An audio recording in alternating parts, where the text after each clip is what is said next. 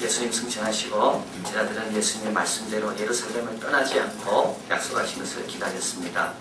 기다리면서 힘을 뺐고요. 기다리면서 그들의 믿음을 더 크게 성장시켰습니다. 기다리면서 참된 일꾼이 누구인지를 알 수가 있었습니다. 참으로 다행인 것은 이 120년 모두 잘 기다렸습니다.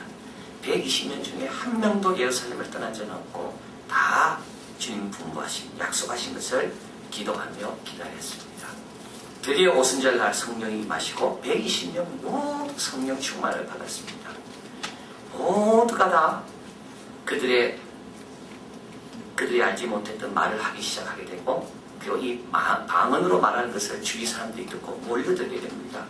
그리고 나서 그들에게 베드로가 일어나 설교하기 시작할 때 나머지 11명의 사람들도 다 일어나서 베드로의 말을 거들었습니다. 베드로가 그들 앞에 설교를 한 다음에 베드로의 설교를 듣는 사람들이 회개하고 구원을 받고 세례를 받았습니다. 그리고 나서 3,000명이 120명과 합쳐지게 됩니다. 많은 사람들은 생각하기를 초대교회 하면 120명이 시작한 걸로 합니다. 그러나 초대교회는 3,120명이 시작했습니다. 오늘 본문 한번 가볼까요? 오늘 본문에 가보면 42절이죠. 저희가 사도의 가르침을 받아 서로 교제하며 떡을 떼며 기도하기를 전혀 힘씁니다. 이게 교회의 모습입니다. 그런데 여기 가르침을 받고 교제하고 떡을 떼며 기도하기를 힘썼던 사람이 몇 명입니까? 120명이 아닙니다. 3,120명입니다. 초대교회는 시작할 때 3,120명으로 시작했습니다. 3,120이라는 숫자는 교회가 무엇인지를 알게 하는 너무나도 중요한 숫자입니다. 만약에 120으로 시작했다면 교회의 원래 본질, 성격 온전하게 드러낼 수가 없었을 겁니다. 교회는 처음부터 3,120명이 시작한 것이 교회입니다. 사도의 가르침을 떼고 배우고 떡을 떼고 성찬시키죠. 교제하고 기도에 힘쓴 사람, 이것이 교회의 모습인데요. 이 교회의 모습이 몇 명이냐면 3,120명이라는 겁니다. 초대교회는 몇 명입니까? 120명이 아닙니다. 마가다락방에 모인 숫자는 120이지만 초대교회는 3,120명입니다. 왜 하나님은 3,120으로 교회를 시작하셨을까요? 이 3,120이라는 숫자가 교회가 무엇인지를 알리라. 첫째, 이 3,120이라는 숫자는 교회의 기초, 교회의 존재 이유, 이것은 바로 예수님께 있다는 걸 알리라. 3,000명이 회개하고 돌아온 것은 제자들 120명의 사람들이 방언했기 때문이 아닙니다. 베드로의 설교가 뛰어나서가 아닙니다. 이들이 교회에 들어오게 된 이유는 예수님 때문입니다. 베드로가 설교한 걸 한번 보십시오. 22절 나사렛 예수님의 큰 기사와 권능에 대해서 설교를 하고요. 23절 십자가에 못 박고 죽으신 것에 대해서 설교하고 24절 그의 살아나심에 대해서 33절 그의 승천과 지금도 성령으로 분명히 계시는 예수님의 현재 사역에 관해서 36절 주와 그리스도 그분이 주와 그리스도 메시아 되심은 여기 3,000명이 결단하고 회개하고 구원받고 세례를 받고 교회의 일원이 된 것은 바로 예수님에 대한 믿음 때문에 그렇습니다. 이들에게 예수님을 빼면 이들은 교회에 들어올 이유가 전혀 없습니다. 여기서 우리는 중요한 것을 발견하게 됩니다. 이 한계가 왜 있습니까? 누구 때문에 있습니까? 예수님 때문에 있습니다. 누굴 위해 있습니까? 예수님을 위해 있습니다. 우리 서로를 위해 있는 게 아닙니다. 이 한계를 위해서 있는 게 아닙니다. 교회와 예수님은 뗄 수가 없습니다. 사도 바울은 에베소 5장에서 이렇게 말합니다. 이 비밀이 크도다. 내가 그리스도와 교회에 대해 말하노라. 에베소 5장 23절 이렇게 말합니다. 그가 친히 몸의 구주시니라. 그가 친히 이 몸인 교회의 구주시니라. 25절 그리스도께서 교회를 사랑하시고 위하여 자기 몸을 주신 같이 29절 자기 육체를 미워하지 않고 오직 양육하여 보호하기를 그리스도께서 교회를 보양한 같이 하더니. 그래서 교회를 핍박하는 자는 주님을 핍박하는 것과 같습니다. 교회에 등록하는 것은 주님의 몸의 일부가 된다는 것과 같습니다. 교회를 위해 수고하고 헌신하며 충성한 사람은 주님께서는 본인에게 한 것처럼 여기시고 축복해 주시며 상급을 주십니다. 이게 비밀입니다. 이게 비밀이 크도다.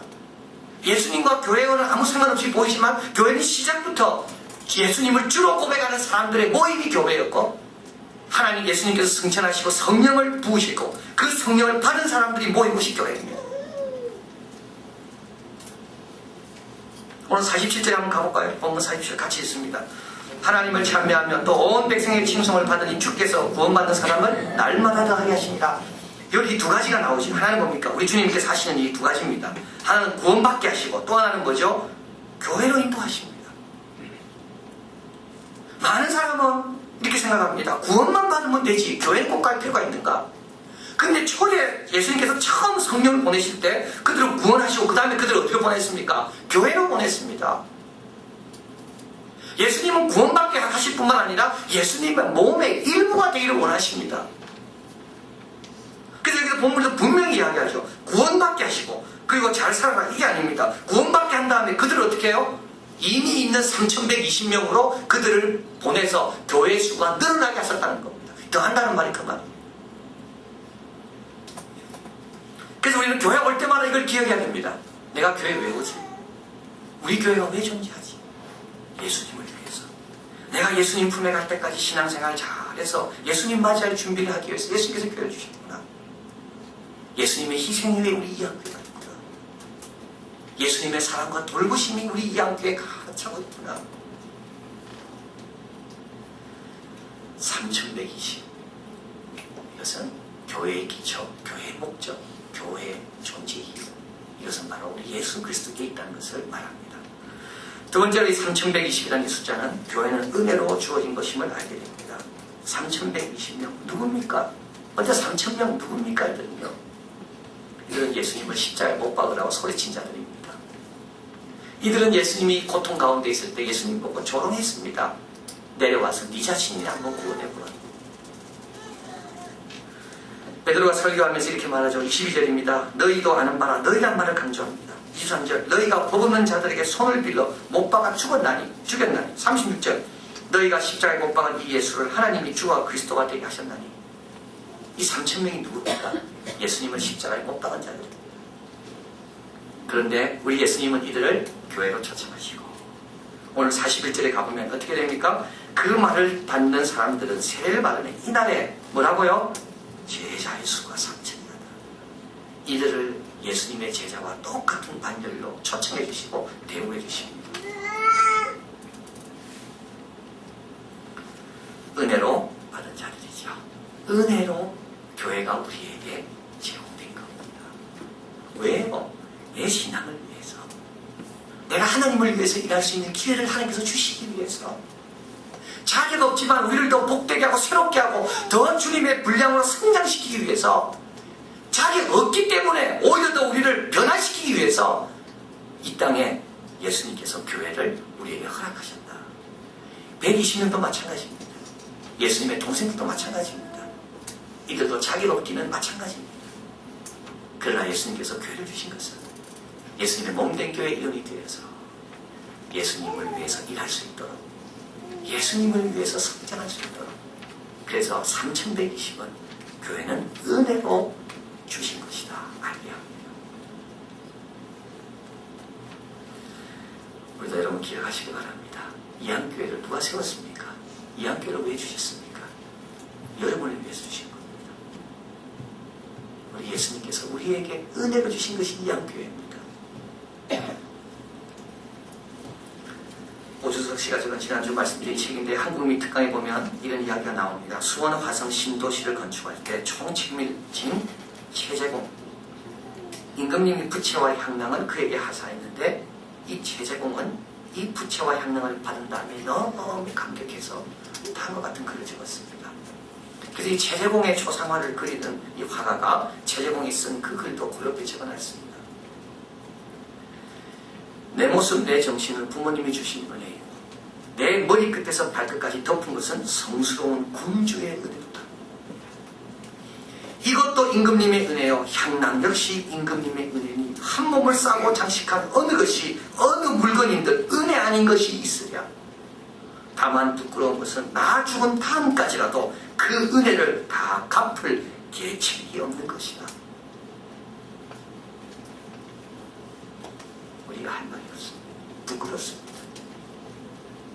임금님이 준 부채와 향락을 갖고도 이렇게 은혜에 감격하는데 지금까지 살아온 게 하나님의 다 은혜고 우리 남편 변화되고 내 변화된 것이 다 하나님의 은혜고 이 학교에 와서 교회를 섬기며 주님을 섬기는 게 다 은혜인데 우리는 이런 고백이 있는가요? 지난주 이번주 설교를 준비하면서 한 주 두 가지를 깨닫게 합니다. 왜 불평과 원망이 있을까? 왜 불평과 원망이 있을까? 두 가지 이유입니다. 꿈이 너무 작기 때문에. 꿈을 크게 가진 사람은 원망하고 불평할 시간이 없습니다. 남과 비교할 시간이 없습니다. 하나님 주신 꿈을 위해서 최선을 다해도 시간이 부족한데 우리가 꿈을 잃어버렸기 때문에 비교하고 불평하고 원망하는 겁니다. 또 하나는 은혜를 잊어버렸기 때문에.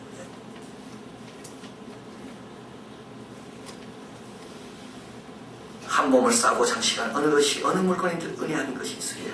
다만 부끄러운 것은 나 죽은 다음까지 그 은혜를 다 갚을 계책이 없는 것이다.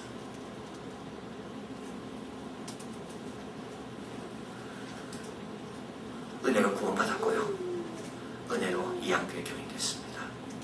우리 이양교회가 시작한 것은 하나님의 은혜입니다. 이 세상에 있는 모든 교회가 있는 것은 거기 있는 성도들을 돌보기 위한 하나님의 깊은 사랑이 거기에 배어 있습니다.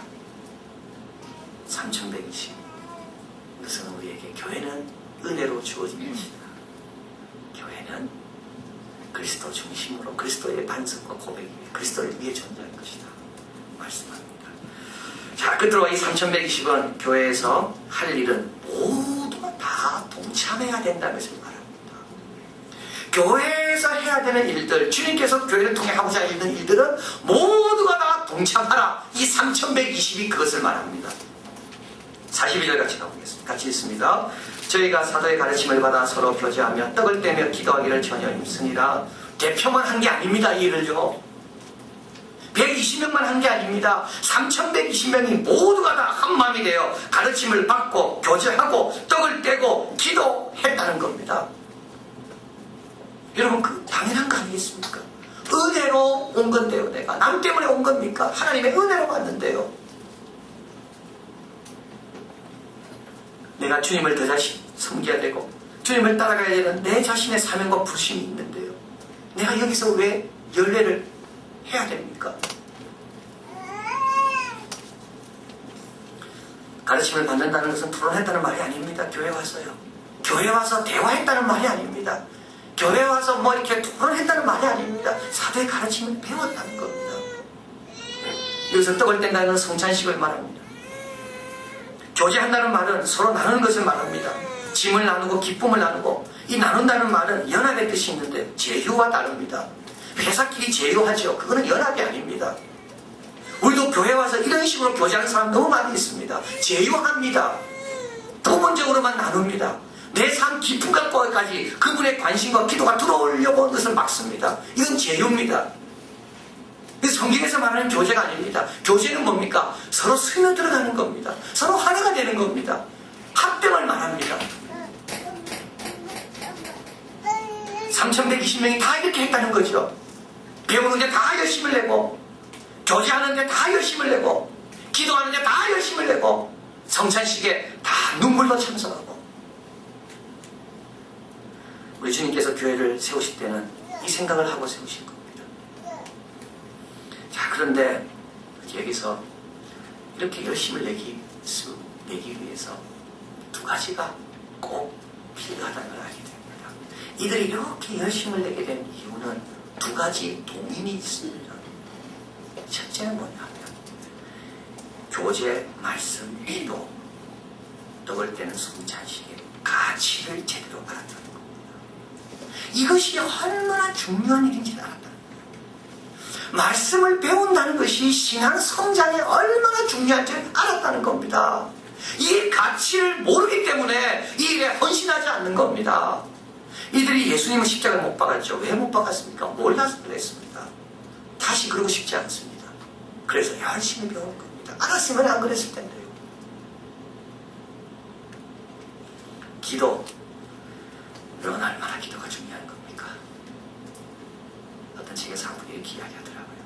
하루에 이빨 닦는 시간만큼도 기도하지 않으면서 어떻게 하나님으로부터 복을 받느냐고.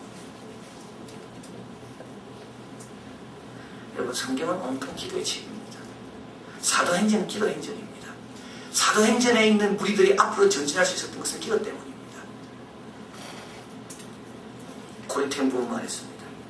우리가 계획을 세울 때 악마는 미소 짓고 우리가 정신없이 분주할 때 악마는 웃는다. 그러나 우리가 기도할 때 악마는 두려워한다.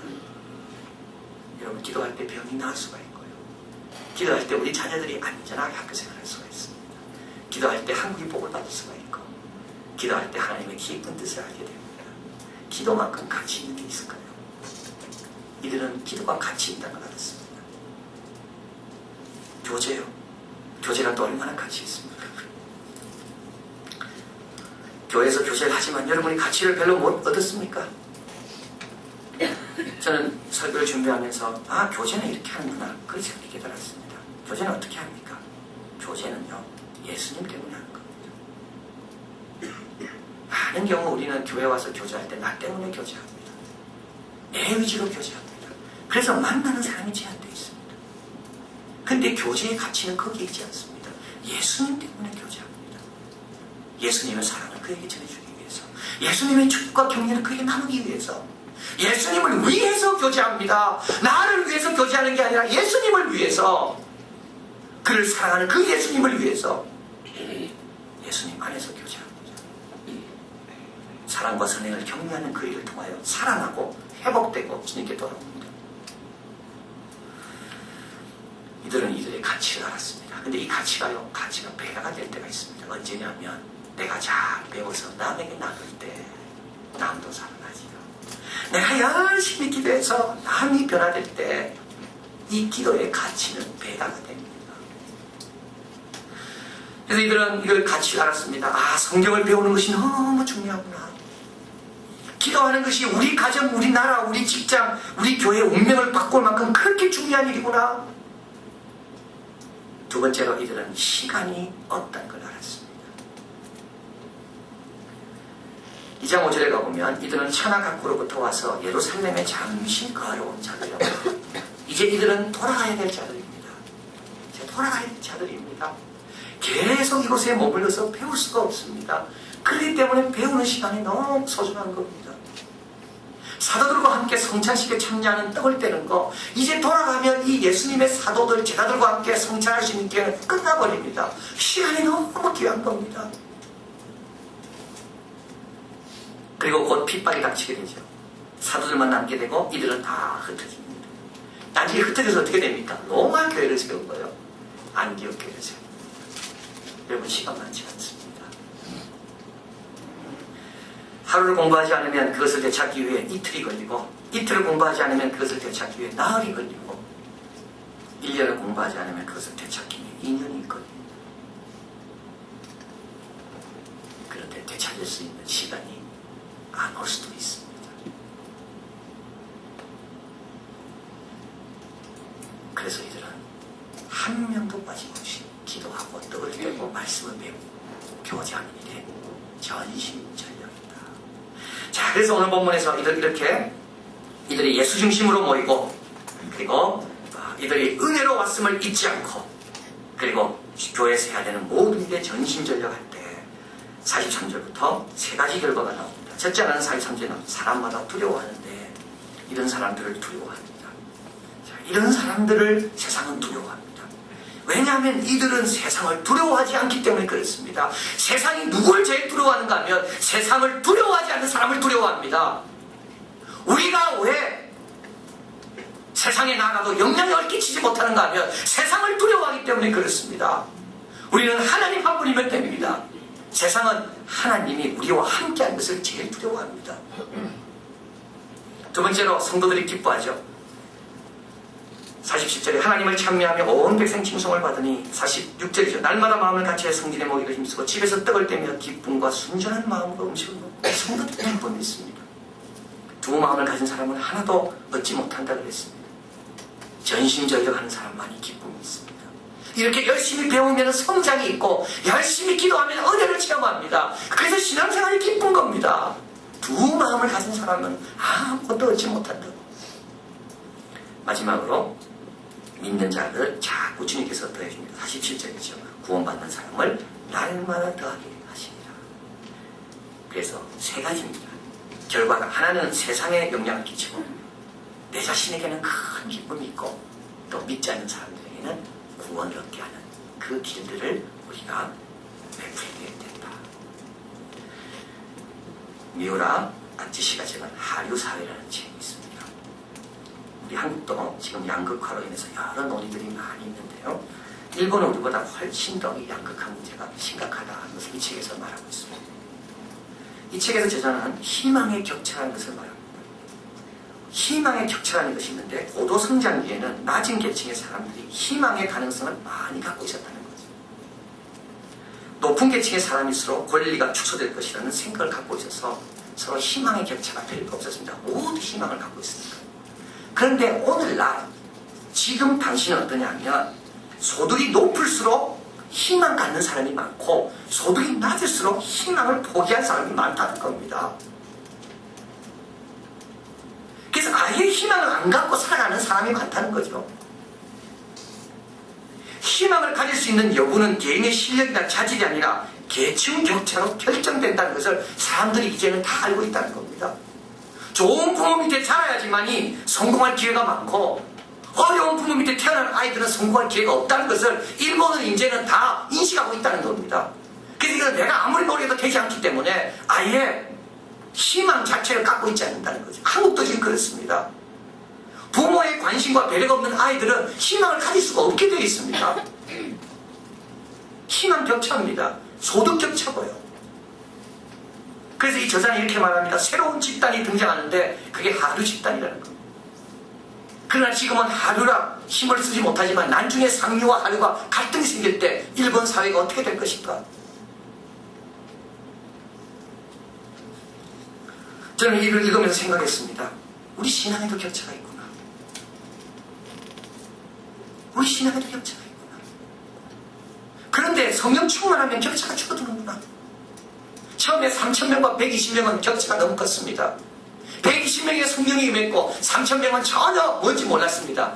그러나 3,000명이 모여서 기도하고 회개하고 열심을 내니까 120명과 3,000명의 격차가 없어집니다. 교회가 이런 사람들로 하여금 북적거리고 기도하고 열심히 하나 되니까 세상과 교회의 격차가 없어집니다. 세상이 교회를 두려워하고 세상에 있는 사람이 교회를 오게 됩니다.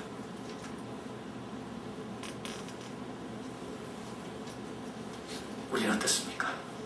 시간이 지나면 지날수록 격차가 벌어집니까?